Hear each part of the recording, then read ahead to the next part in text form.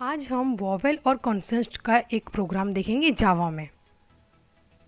तो यहाँ पे मैंने एक क्लास क्रिएट किया है वॉवेल कॉन्सेंट एग्जाम्पल नाम का।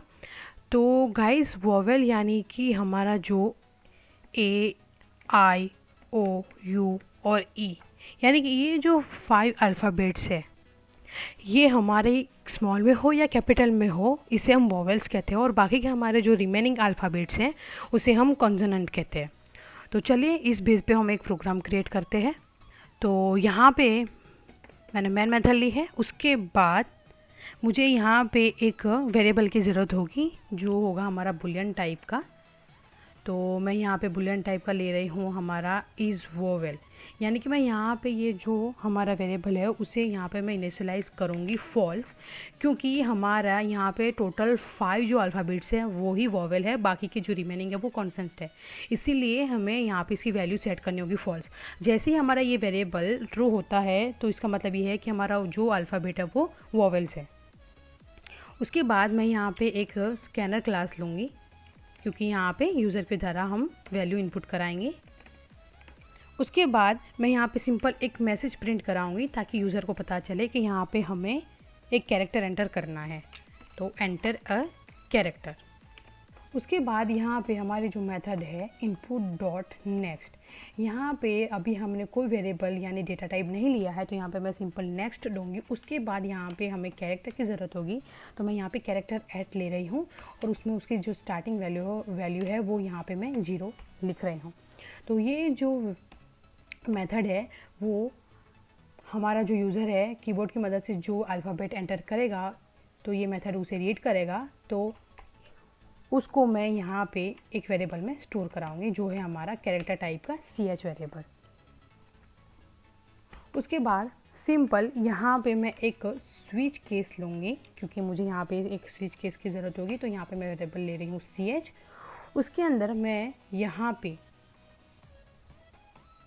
सिंपल पहला केस लूँगी कि हमारा जो केस है वो यहाँ पे स्मॉल a होता है।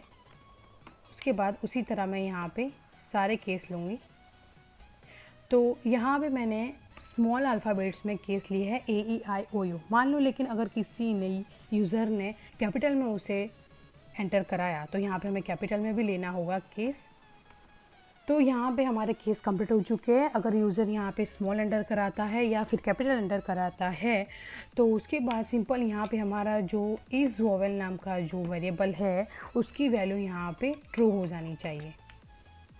जैसे ही हमारा वेरिएबल की वैल्यू यहाँ पे ट्रू होती है तो सिंपल मैं यहाँ पे स्विच केस के बाहर एक कंडीशन लूँगी, यानी एक इफ स्टेटमेंट लूँगी कि अगर हमारा जो इस वोवेल है उसकी वैल्यू यहाँ पे ट्रू होती है तो सिंपल यहाँ पे मैसेज प्रिंट होना चाहिए कि हमारा जो कैरेक्टर है यानी हमारा जो वेरिएबल है कैरेक्टर ch वो एक वोवेल है। मान लो अगर हमारा इज़ वोवेल जो वेरिएबल है वो अगर फॉल्स होता है तो उसके एल्स पार्ट में हमें यहाँ पे लिखना होगा एक और इफ स्टेटमेंट लेना होगा कि हमारा जो कैरेक्टर वेरिएबल है उसकी वैल्यू अगर स्मॉल अल्फ़ाबेट से यानी कि A से Z तक होती है और या फिर कैपिटल में होती है तो यहाँ पे सिंपल हमारा मैसेज प्रिंट होना चाहिए कि हमारा जो ch है वो एक कंसोनेंट है। यानी इसका मतलब ये होता है गाइस कि मान लो अगर आपने यानी कि यूज़र ने स्मॉल में अगर कोई अल्फ़ाबेट एंटर कराया और ये 5 अल्फ़ाबेट्स हैं, यानी कि ये जो स्मॉल अल्फ़ाबेट्स हैं उसके बाहर से अगर हुआ तो यानी ये जो कंडीशन है वो चेक होगी। और अगर हमारा जो यूज़र है वो कैपिटल में अगर अल्फ़ाबेट इनपुट कराता है तो ये वैल्यू यहाँ पे ये कंडीशन चेक होगी। तो अगर मान लो कि ये जो हमारे जो केस है उसके बाहर से कोई अगर यूज़र अल्फ़ाबेट एंटर कराता है तो सिंपल यहाँ पे कंडीशन चेक होगी। अगर एक भी कंडीशन यहाँ पे ट्रू होती है यानी वो स्मॉल में हो या फिर कैपिटल में हो, यहाँ पे हमने और लिया है ऑपरेटर यहाँ पे, तो यहाँ पे अगर हमारी कोई एक कंडीशन भी अगर ट्रू होती है तो हमारा जो वेरिएबल है वो एक कंसोनेंट है। तो उसके बाद यहाँ पे मुझे सिंपल इसके एल्स पार्ट में यहाँ पे लिखना होगा। मान लो अगर यूज़र ने गलती से, किसी भी यूज़र ने अगर गलती से यहाँ पे कोई एक न्यूमेरिक वैल्यू एंटर करा दी, यानी अल्फ़ाबेट से बाहर अगर इनपुट करा है, तो यहाँ पे सिंपल मैसेज प्रिंट होना चाहिए, input is not an alphabet.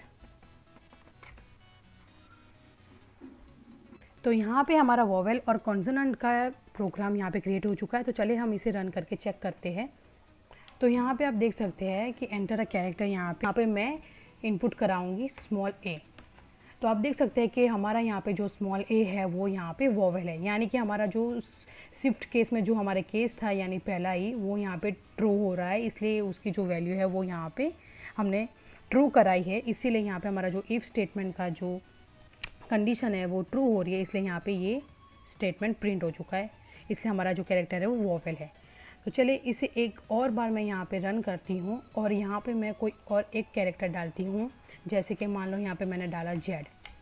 तो यहाँ पे देख सकते हैं कि हमारा जो जेड है वो यहाँ पे कॉन्सोनेंट है।